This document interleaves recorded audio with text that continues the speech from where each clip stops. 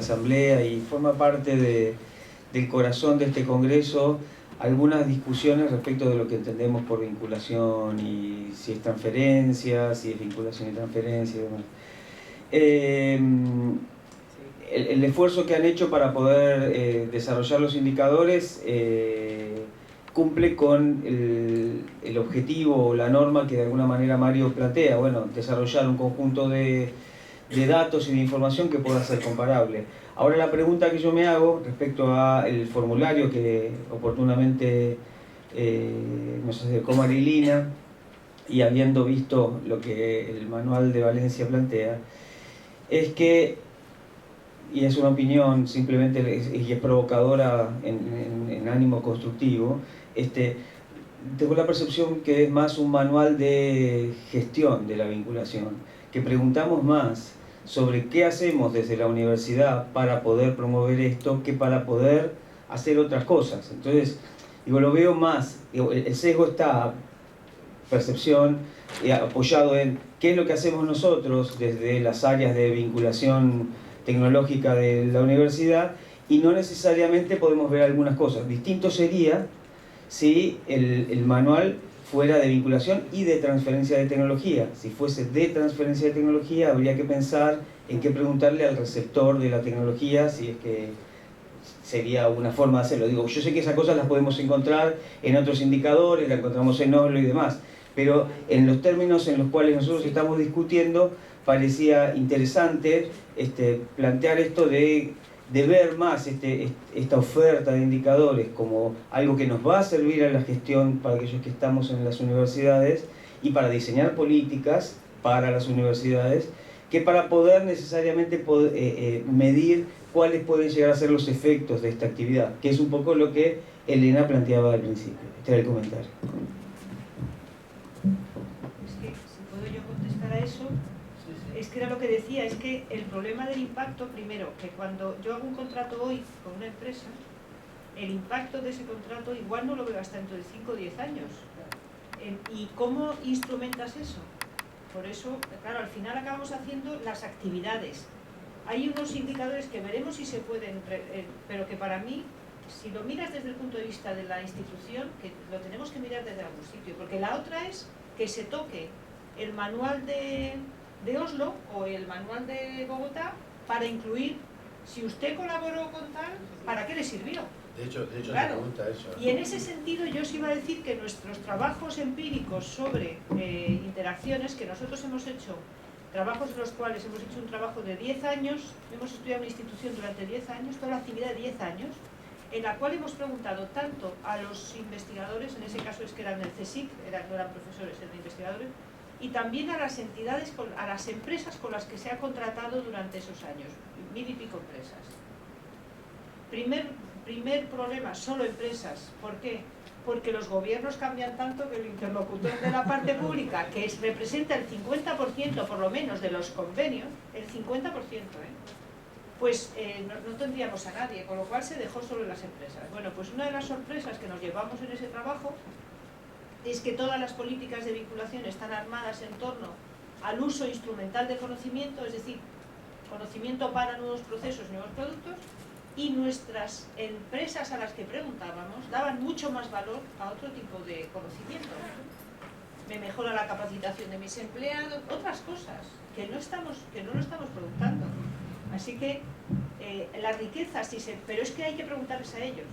Y ahí nuevamente otro problema, porque el manual de Oslo y el de Bogotá va dirigido a empresas y no estamos preguntando a las comunidades, no estamos preguntando a los gobiernos regionales, locales, nacionales e internacionales. En cuanto empiezas a abrir el espectro, yo creo que aquí hay una parte que es más rica de lo que hay, porque de entrada se está preguntando usted con quién colabora o usted a quién transfiere, aunque sea ofertista, porque es ofertista. Y la otra cosa que veremos a ver si se puede contestar, y que para mí sería la pregunta del millón, la respuesta del millón, ¿qué porcentaje de sus profesores están involucrados en esto? Yo con ese indicador me quedaría contentísima. Bueno, yo no. Hay que saber más cosas, Elena. Sí, brevemente yo pienso que es cierto lo que decís, que para lo otro hay otros manuales, y lo que no podemos es tener un manual panóptico que tenga todas las dimensiones incluidas. Este es un manual que no está tanto pensado en la comparabilidad, sino que está pensado en entender cómo es el funcionamiento interno de todo esto. Y por eso estemos torturados de esa manera con el formulario. Hay dos preguntas. Tres preguntas. Sí. Yo quería comentar solo a propósito de la primera intervención, la que tuvo Celso, a propósito del primer relevamiento de estudio de casos, ¿no? y la perspectiva para el siguiente estudio.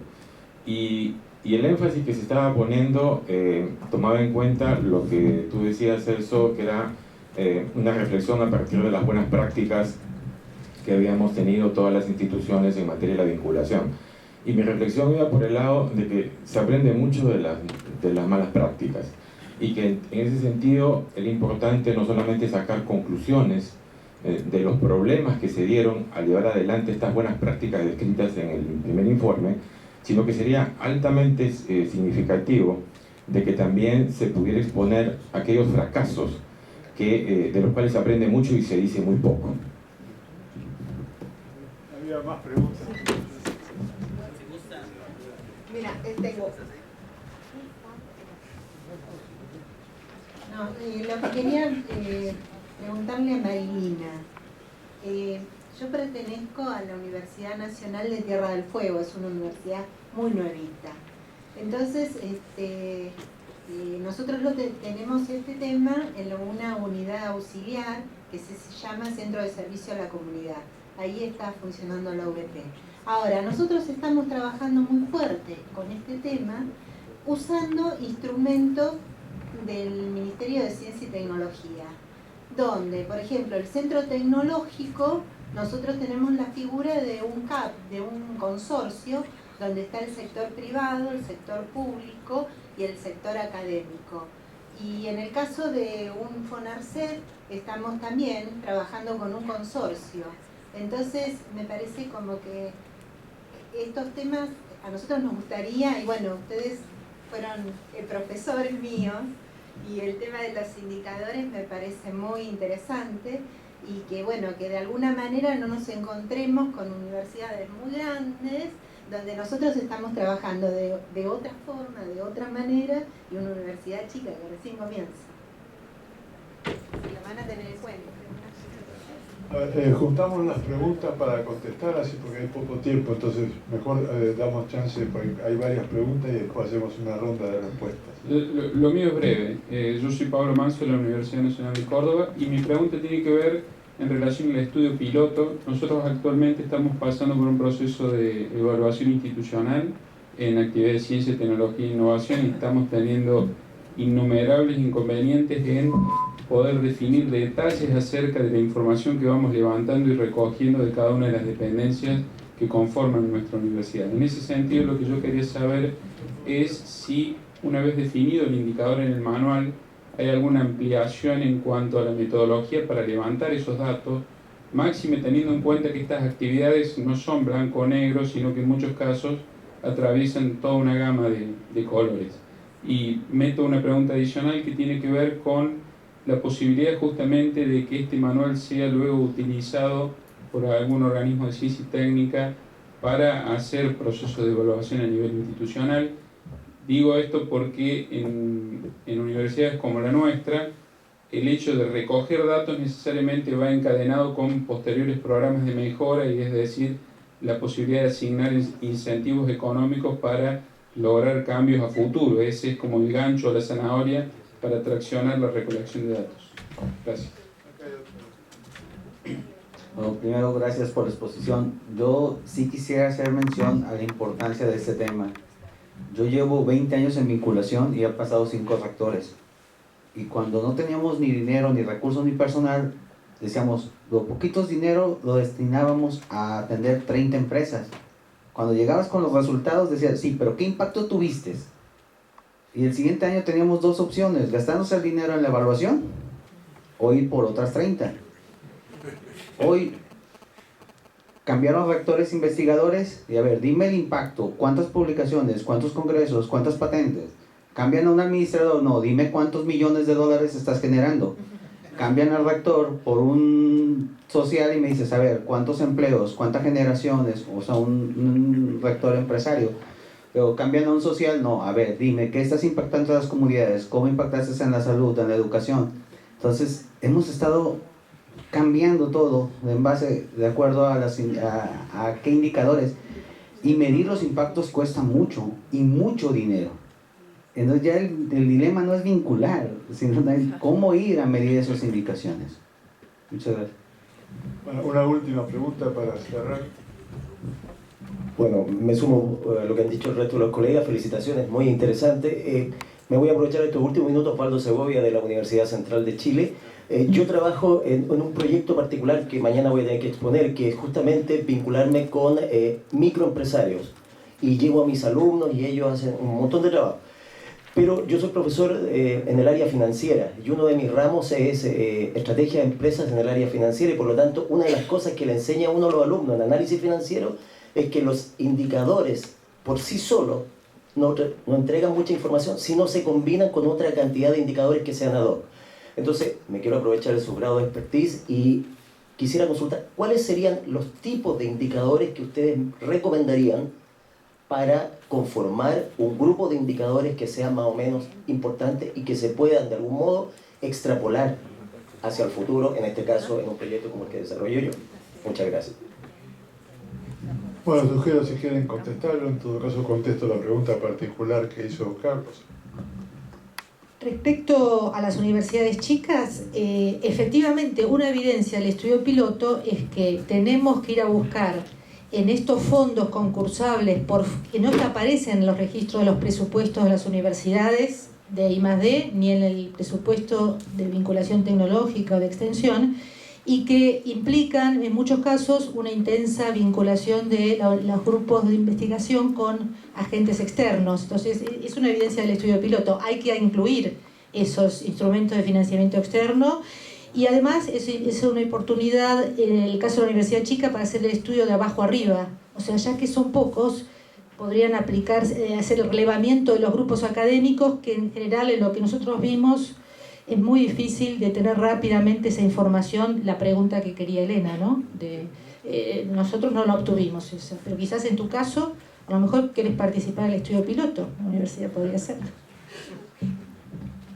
Hace unos años con Marilina tuvimos acceso por única vez a la base de datos del programa de incentivos y pudimos analizar sobre la base de la respuesta de los profesores qué actividades, llamémosla de vinculación, relataban los profesores a nivel individual, que en casi ningún caso la universidad se daba por enterada.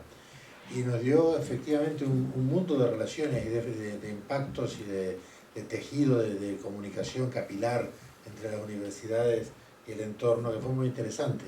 Y la verdad es que es muy difícil tener la fuente informativa para eso. Respecto a que pasó por acá en el micrófono, ¿qué pensamos hacer en el futuro con esto?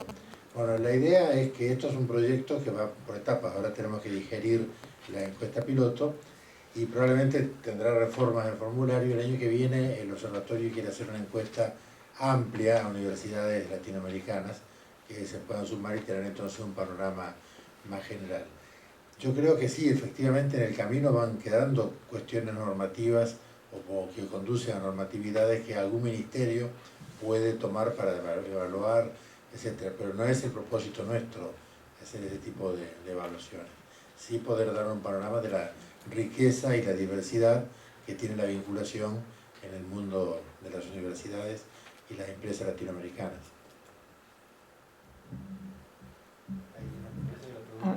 Había una última, la de los impactos. Yo siento que te torturen con lo de los objetivos, pero es que cualquier sistema de indicadores, en el momento en que está ligado a estrategia, está ligado a los objetivos estratégicos del que pone los indicadores. Aquí, ¿qué es lo que podemos tener? Por eso se habla de una gama amplia, porque lo que se pretende, a ver lo que se va a poder conseguir, es cubrir todo lo que se pueda, de tal manera que si te viniera uno más social, como le estás diciendo, oiga, es que yo estoy preguntando con qué tipo de entidades se colabora. Te van a salir las ONGs, te van a salir, no solo las empresas, los gobiernos regionales, los gobiernos locales. Te van a salir el número de profesores que están involucrados en cada tipo de cosas. Hay una parte que, como ha dicho, que vamos, nosotros en el trabajo que hicimos con los grupos preguntando, yo creo que se tiende, hay una tendencia, por lo menos por allá, a cada vez más tratar de que los profesores aporten ese tipo de información que solo tienen ellos. Pero claro, para que eso se haga, tiene que haber el incentivo. Y el incentivo solo es que la universidad haga como a nosotros, que nos dice, o me das esto, o no sales guapo en el IAI, que es el índice de actividad investigativa, y como no vas a salir guapo, no vas a recibir gente de fuera, no vas a recibir ayuda para congresos, y como nos empiezan a decir todas las cosas que no vamos a recibir, estamos todos animadísimos para incluir esa información. Hay cierta tendencia a combinar bases de datos corporativas que llamamos, es decir, el relevamiento de información que se hace porque hay una huella administrativa necesaria porque está intercambiando dinero la universidad, tan importante como eso, que ahí no puede entrar dinero sin que quede registrado, ¿no? Ni puede salir. Eso se estará combinando con otro tipo de bases de datos que están más basadas en otro tipo de información que pueden ser los currículum vitae de la gente o cualquier otro, que sería eso, en qué comités empresariales está usted, a qué organizaciones no gubernamentales usted asesora, etcétera, que también tendrá que llevar. A nosotros nos pide la documentación, o sea, yo cuando digo que formo parte de RICIT, tengo que subir un PDF con la carta que me mandó Mario muy amablemente invitándome a formar parte del consejo asesor de RICIT. Si no hay ese papelito, ese tipo de actividad no me la valoran. Entonces, se tiende a incorporar por lo que decía, porque si no lo que estamos viendo, que es lo que gestiona la universidad, es muy poco frente al otro. Y la otra cosa decía, ¿cuál sería la variedad? Pues la variedad es que es intentar conseguir, lo que decía yo antes, tratar de conseguir que lo que tengamos represente al menos, o puedan estar representados al menos todas las facultades o áreas del conocimiento. No relevemos a aquellos que solo les valen a unos pocos. Esa sería mi recomendación para aquel que tenga poquito, que trate de que los que se releven sean indicadores de amplio uso. Muy bien. Sí, justamente sobre eso. A ver, creo que la pregunta es muy interesante y coincido totalmente con la afirmación. No hay un indicador que te muestre todo. Eso lo pensamos como los pedacitos de un rompecabezas o las piedritas de un mosaico, que vista de cerca es una piedrita de color y de lejos da una figura, se termina de configurar. Y ningún manual va a cubrir todas esas cosas, ni ningún tipo de indicador o ninguna familia de indicadores lo va a hacer. En los del manual de Valencia estamos pensando, por ejemplo, en los recursos involucrados, las personas involucradas, los resultados obtenidos en distintos ámbitos, ese tipo de cosas. Pero seguramente va a haber otros indicadores que ahí no están y que es interesante también conocer esas experiencias para incorporarlo. Porque, como decía Mario, en la base de la pirámide hay un montón de cosas particulares que hay que medir. Y probablemente ustedes son los que más van a darse cuenta de esos indicadores que, vistos en los manuales, en los niveles más altos, dejan de lado algunas cosas en pos de la comparación. Así que creo que hay que ser creativo en los indicadores y nos encantaría recibir el feedback de eso en el proceso de manual. Un comentario sobre la pregunta de Carlos y algo que quería proponerle a la mesa y al grupo del RICIT y del Manual de Valencia, porque parece que podría haber una sinergia positiva que podríamos organizar. Respecto a lo que dice Carlos, obviamente lo que nos quedó claro fue que estamos preguntando algo para confirmar sin tener contrapartida, digamos. Si preguntamos cuéntame de los casos de éxito, en general no incluimos todo lo que no estaba en el caso de éxito, con lo cual sesgamos notoriamente y perdemos una parte de la información.